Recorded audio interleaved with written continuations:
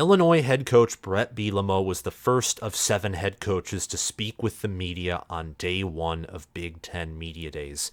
In answering media questions and his inaugural speech, he talked about the importance of his team's culture, and he thinks that his team's culture and talent is on the rise. He also mentioned how there are nearly 10,000 new season ticket holders, which just speaks to the amount of attention and hype surrounding Illinois football, and more importantly, that there's a lot of confidence in this team from fans across the nation, and most importantly, within the state of Illinois.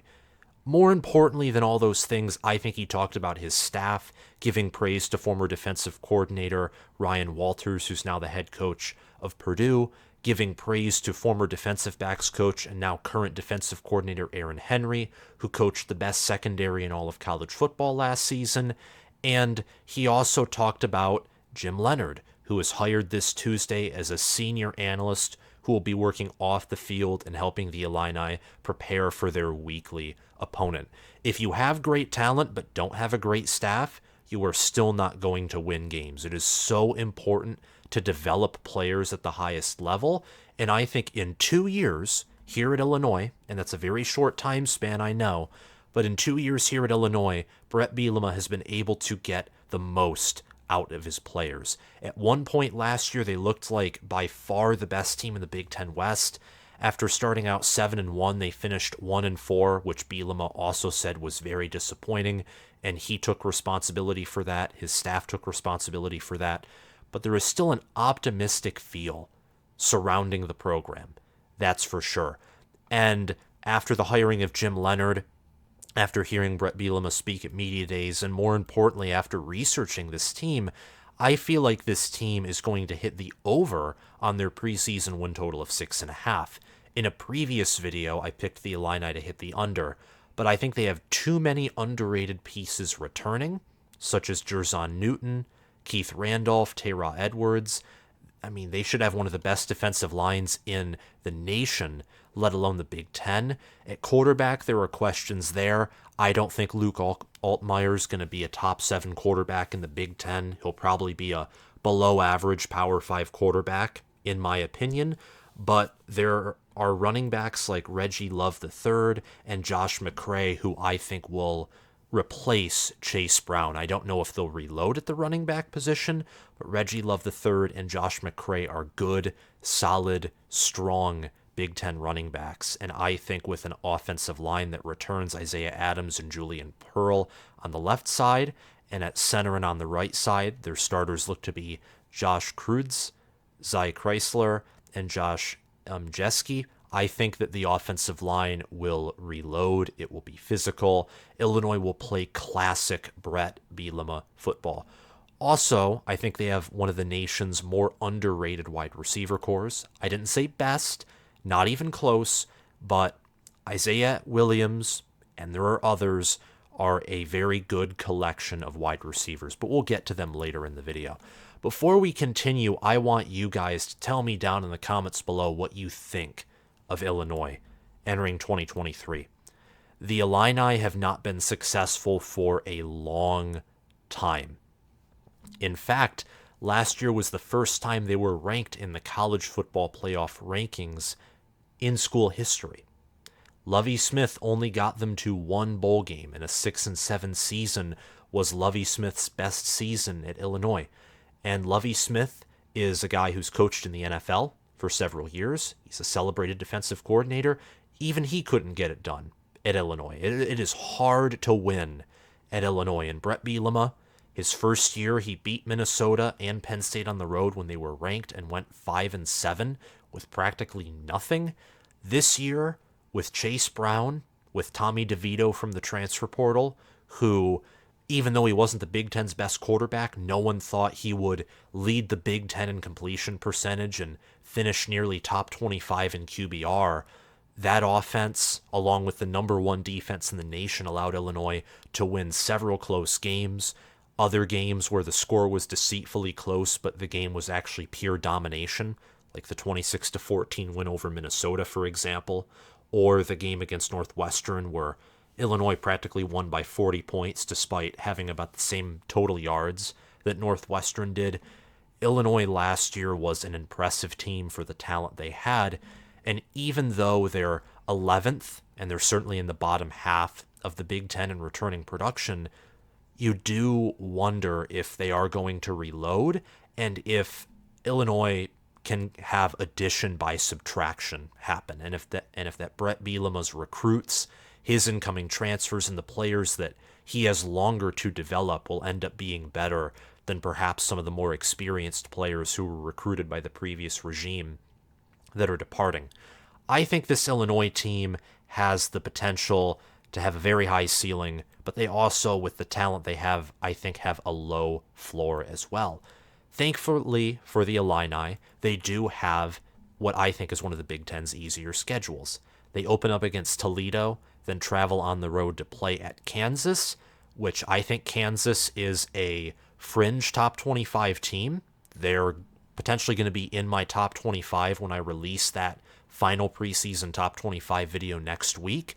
So hit the notification bell and subscribe to the channel if you want to get notified when I drop my final summer top 25. Kansas might be in there.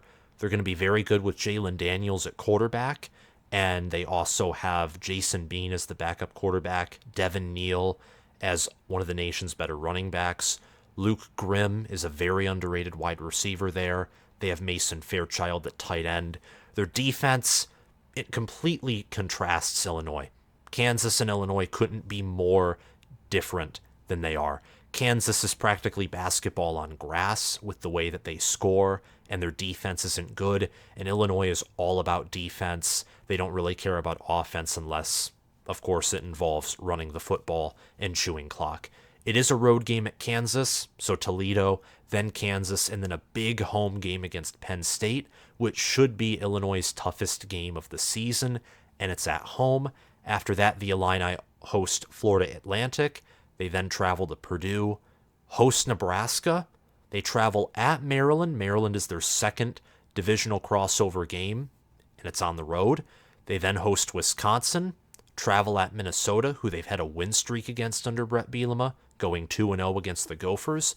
They host Indiana, who they lost to last year on the road. Definitely going to be a revenge spot because I think Indiana likely gets worse or stays the same compared to last year. Illinois, it'll probably be something similar, but I think they have a better chance to improve than Indiana does, and they get the Hoosiers at home, so that's definitely going to be a revenge spot. At Iowa will be a revenge spot for the Hawkeyes, and then they face rival Northwestern at home to conclude the season. So let me know what you think of the schedule down below. I currently see anywhere from 6, 7, 8 regular season wins. I'm going to be dropping my final Big Ten predictions video next week as well. My record predictions video that will include bowl projections, among other things. So next week is going to be a very big week. It'll be top 25, Big Ten predictions, and potentially other big videos as well. So hit the notification bell if you haven't already from my previous announcement if you want to get notified when these big time videos drop. This is one of the best college football channels on YouTube. We're working to get it toward being the best college football community on YouTube. I'm excited to see what Bret Bielema does, not just in year 3, pardon me, but also in the long term when USC and UCLA join. And now that Colorado has moved to the Big 12, it wouldn't surprise me if Washington, Oregon, maybe Stanford, maybe Utah, maybe Cal as well move to the Big 10. I think the Big 10 is set to absorb a lot of the Pac-12's higher quality teams. We'll see where the conference goes, but all I can say is I think the Pac-12 is certainly dead. And speaking of dead, let's talk about the good, the bad, and the ugly. So death is probably in there somewhere. I think the best analogy you could use to describe death for Illinois would probably be at the quarterback position. I think that at quarterback, they're going to take a huge step back. I think they're very thin at quarterback. Luke Altmyer, maybe I'm not giving him enough benefit of the doubt, but I think that there are probably 10 quarterbacks who are better than him in the Big Ten. I think J.J. McCarthy and Kyle McCord are obviously better than Altmyer. Talia Tagovailoa, Jeff Sims, Drew Aller, Tanner Mordecai, Noah Kim, Cade McNamara, I think are better. I think Ethan Kaliakmanis is better. I think Hudson Card's better.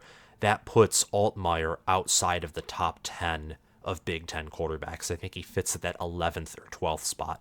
I certainly think that he will do better than Taven Jackson and Ben Bryant at Indiana and Northwestern specifically, just because he'll have a much better supporting cast.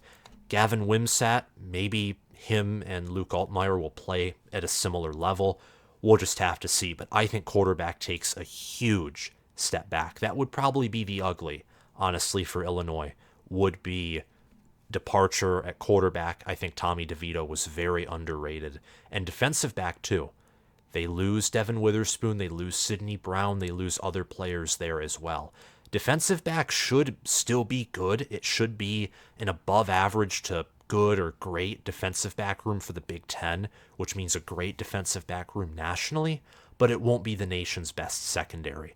And given Illinois' style of football, even a regression from just an elite to great secondary could be the difference in a few games, because Illinois offensively, you're not going to be scoring tons of points. You're going to need your defense to play as best as they can, and in some cases possibly play mistake-free football. So quarterback and defensive back are areas to watch. They have awesome depth in the trenches, though, and they do have solid skill players outside of quarterbacks. So let's talk about the good. They return their two best wide receivers and their best tight end. They return Casey Washington, Isaiah Williams. Isaiah Williams, I think, has all Big Ten potential. Pat Bryant as well is going to be another starter at wide receiver. At tight end, Tip Riemann returns. He was the leader in receiving yards, I think, for the Illini at tight end. And at the offensive line, they return Julian Pearl, they return Isaiah Adams, and the other starting three linemen should be center Josh Kreutz, Zy Chrysler at right guard, and Josh Jeske at right tackle. Julian Pearl and Isaiah Adams are on the left side. They were all Big Ten caliber players last year. I think both might have All-American potential in them. I think Illinois and Bret Bielema will be that good at developing offensive linemen. The Big Ten and the Big Ten West, but really the Big Ten as a whole, there are a lot of teams who should have improved or great/elite offensive lines this year. I can think of Michigan, I can think of Ohio State, I can think of Minnesota, who despite losing almost their whole O-line should reload there. Wisconsin, Illinois, Iowa was young there last year. They should be much better. Michigan State was banged up there and also young. They should be much better. Penn State returns 4 starters there, and they'll have one of the most elite offensive tackles potentially in college football history in Olu Fashanu, who's the nation's #1 offensive line prospect overall. So, and then don't forget about Maryland either. Maryland, Eric Harris at center, and then Delmar Glaze at tackle. So the Big Ten is a conference of trench warfare, and I think Bret Bielema has already mastered that, and he's just entering year 3. And don't forget defensive end. Don't forget defensive end. It looks like at tackle, Terah Edwards will be the starter, and Jer'Zhan Newton and Keith Randolph will be moved to the edge positions. This is according to ourlads.com, and that right there is a strong 3-man front. Jer'Zhan Newton, Terah Edwards, and Keith Randolph Jr. Jer'Zhan Newton was a first-team All-Big Ten defensive lineman last year. He'll certainly be up for the Big Ten Defensive Player of the Year award this season. He'll certainly be taken in the NFL in the 2024 draft, and he has All-American potential in him. He was a defensive lineman/defensive tackle last season for the Illini. Starting running back Chase Brown left for the NFL draft, along with defensive backs Devon Witherspoon and Sidney Brown. Chase Brown, I think, will be easier to replace. I don't think Reggie Love III or Josh McCray are as good as Brown was. Brown was well over a 1,000-yard rusher, and he was one of the finalists along with Blake Corum for the Doak Walker Award, which was won by Bijan Robinson. It was Blake Corum, it was Chase Brown, and it was Bijan Robinson. Muhammad Ibrahim was probably left out for unjustified reasons. Muhammad Ibrahim was a beast in college as long as he was healthy. I'm glad the Detroit Lions have him and picked him up as an undrafted free agent. Hopefully he has success in the NFL. Same with Chase Brown. But Reggie Love III and Josh McCray, those are good players. Those are really good players. And Chase Brown, of course, got the most carries, most yards. He had 328 rushing attempts for 1,643 rushing yards and 10 rushing touchdowns. But Reggie Love III had 316 rushing yards for 2 rushing touchdowns on 70 attempts, averaging 4.5 yards per carry. Josh McCray, he had 56 rushing yards on 19 attempts, averaging 2.9 yards per attempt. In 2021, though, he had over 100 rushing attempts for 549 yards, and he also had 2 rushing touchdowns. So there are very capable backs for Illinois, and I think Illinois will have a running back rotation this year. They mainly gave it to Chase Brown. It wasn't a running back by committee situation. When you have 328 rushing attempts in 12 games, that's not running back by committee. I anticipate, though, that Illinois, they're going to have a running back by committee situation here where Reggie Love III and Josh McCray have closer to a 50-50 split than Chase Brown having a very dominant hand in terms of getting the ball out of the backfield. So I think that for Illinois, this roster is impressive. I love their trench play. I think defensively, they're going to be stronger in the front 3 and in the front 7 than they will be in the defensive backfield, which will be the opposite of last year.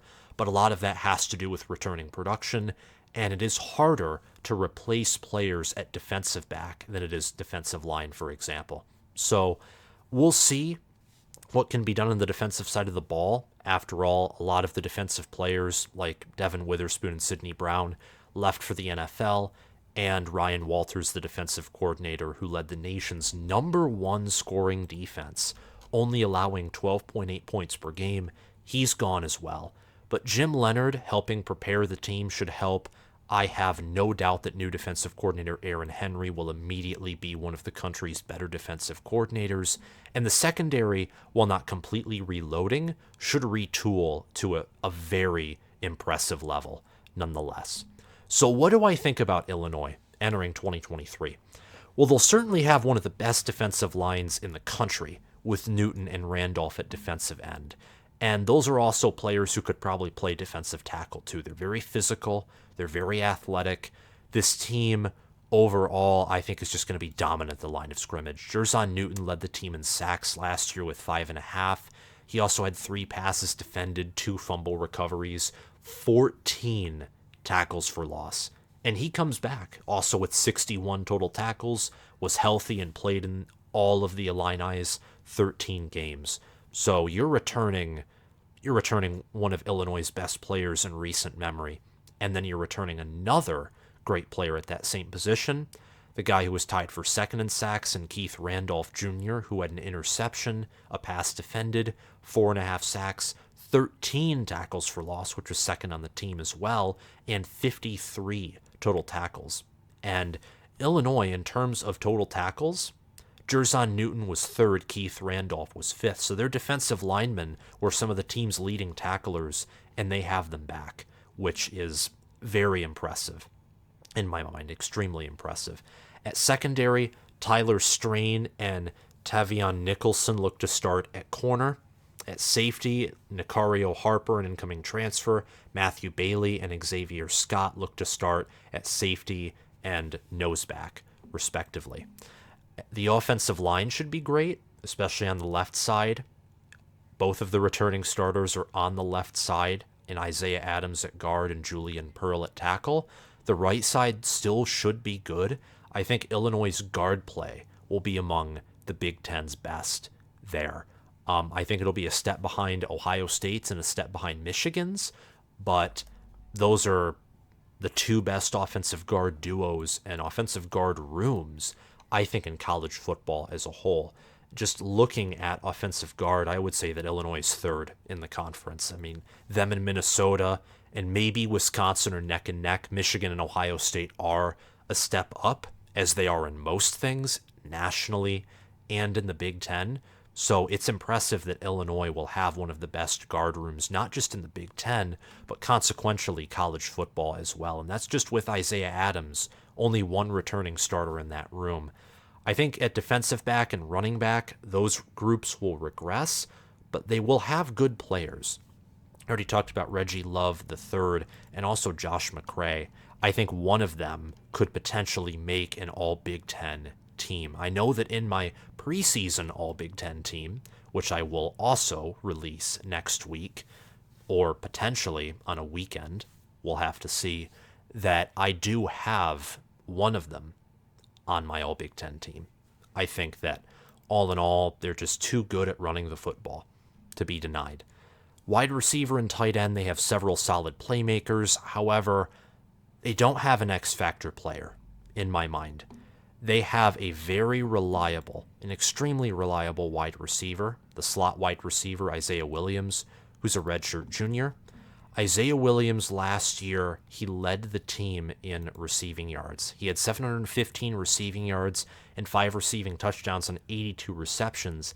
Get this, he only averaged 8.7 yards per reception, which is extremely low for a wide receiver. That's very low. That's like an average you would see for a running back who catches the ball out of the backfield. That's a very low average. So I expect that average potentially to increase, although I think quarterback play will probably stay the same at best or regress, so maybe I should walk back that prediction, but it's still a very low average yards per catch for a wide receiver. But 715 yards is a lot, and 5 receiving touchdowns. That was the most receiving touchdowns on the team as well, and he had 82 receptions, definitely more targets, and he also had 7 rushing attempts for 5 yards. So the Illinois offense and Lunney Jr., they love Isaiah Adams, and he's their best wide receiver easily. Casey Washington and Pat Bryant are the other starting 2 wide receivers, so look out for them. But I do think they lack an X-factor player, and that's the case for most wide receiver rooms. That isn't taking a shot at Illinois. It's just tempering the expectations here. This offense will be solid, and in scoring points per game, it will probably be below average. And that's just because of quarterback play. That's the way that Bret Bielema wants to play football, is man ball, running the football, control the clock, and just make everything a business trip and get out of there, mainly by running the football and having good trench play.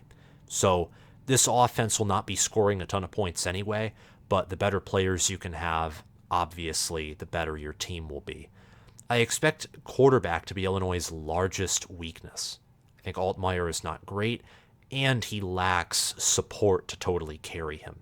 There are some teams that have bad quarterbacks or below average or average quarterbacks, and their quarterback looks great because they're either spoon-fed throws or they have a wonderful supporting cast.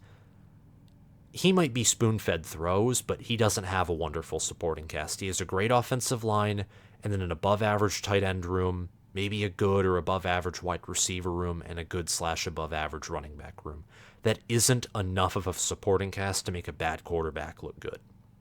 So I think he'll be the team's largest weakness, and I think in games where Illinois struggles to run the football, that might certainly be the death of their chances to win. I said almost, though, because there are always exceptions to the rule. It's just preseason speculation, and this defense will be vicious. They're going to force turnovers. They're going to get pressure. Again, this defensive line, going back to point 1, should be one of the best in the country. I feel like the ceiling for this team, this might be bold, but 12-2 and first in the Big Ten West. It's mainly because of their schedule. They avoid Ohio State and they avoid Michigan, and I don't think Penn State, while they do have playoff potential, I don't think they're at that elite tier that Ohio State and Michigan currently are at. I think it's Ohio State, Michigan, Georgia in that top 3 for sure. There's an argument to include Alabama, I think, maybe LSU, maybe Washington. I'd say more so Alabama, Washington, LSU, just with how much they return, the blue chip ratio they have, and they also have strong defensive line play. They should have one of the best defenses in the nation could challenge for the best defense in the SEC, and that's even with Georgia returning some guys and returning their defensive coordinator. I'd say the next tier after that is probably where Penn State fits in, with maybe Utah, even though I think Utah in theory should have a very high ceiling. They always lose a few games in the regular season, and the last time they broke through and went undefeated was in the Mountain West Conference back in, 2008, where they beat Alabama in the Sugar Bowl. But this team, 12-2, I could totally see it, where they get through Big Ten conference play, let's say at like 11-1, their only losses to Penn State or maybe Wisconsin, or maybe they beat all those teams, but because Illinois likes to play in close games, they lose to a Nebraska or on the road at Maryland, or heck, to on the road at Kansas, or at home to Indiana, or at home to Northwestern, or even on the road to Purdue. Then they drop one of those games and go 11-1, probably lose in Indianapolis, and then maybe go out and win their bowl game, or maybe they go 12-0, and then in the Big Ten championship game they face a really good team, lose that, and then lose their New Year's Six Bowl. I think if everything goes right, and if I'm wrong about Altmyer, and their offensive line lives up to what I think it'll be, same with their defensive line and their secondary reloads, I could see that happening. I think their floor is 5-7.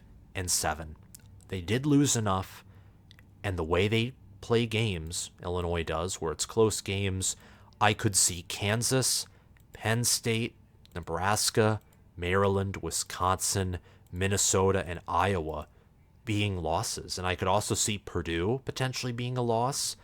Indiana, they beat Illinois last year, and they shouldn't have, but if they beat them last year, why can't they beat them again? And even Toledo and Florida Atlantic, and even Northwestern, but I'll focus on Toledo and Florida Atlantic. They're going to have good quarterbacks. Toledo is a good offense, and Florida Atlantic has Casey Thompson as their quarterback, and Tom Herman as their head coach. So Illinois, they have a lot of boom, and they also have a lot of potential to bust this year. I think the truth, like normal, is usually going to be somewhere in the middle. Illinois is not going to be one of my teams that I'm very high or very low on compared to how they should perform this year. I'm not going to go bold with Illinois just because I don't think they're going to be a really good or really bad team this year. I think they're going to be about 6, 7, 8 regular season wins, and in the bowl game, depending on who they get matched up against, that's always a toss-up. But thank you guys for watching. I enjoyed talking about Illinois a lot. I'm excited to see what Bret Bielema does with this program long term. Make sure to subscribe and hit the notification bell so you can join this awesome community. We just passed 10,000 subscribers, and I'm going to announce my giveaway and the rules following that early next week. Next week, I'm also going to release my Big Ten predictions. I'm going to hopefully do my top 25 next week as well, and potentially a lot more. I like to do long videos where I break things down and give as much analysis as I can in a reasonable amount of time. So hit the notification bell if that sounds interesting to you, and comment your thoughts on Illinois down below. Thank you all for watching, and I'll see you guys soon. Bye-bye.